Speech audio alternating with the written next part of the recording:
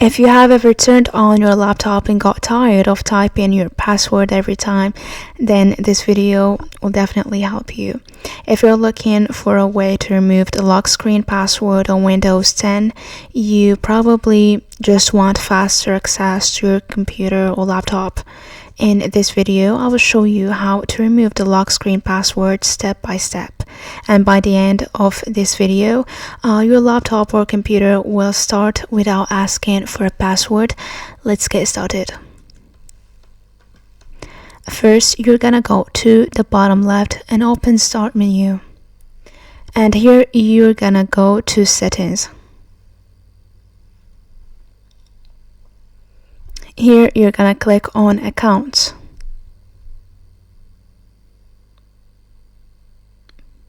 Then you're gonna go to Sign In Options. Here click on Password. Here you're gonna click on Change. Make sure you type in the current password.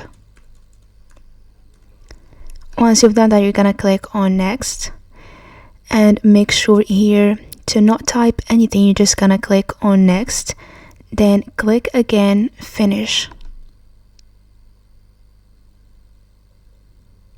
As you can see here, we removed the password.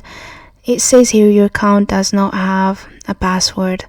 You must add a password, which means that we removed it. And this is how you can remove a password from your lock screen. If you found this helpful, drop a like and subscribe. Thank you for watching. See you next video.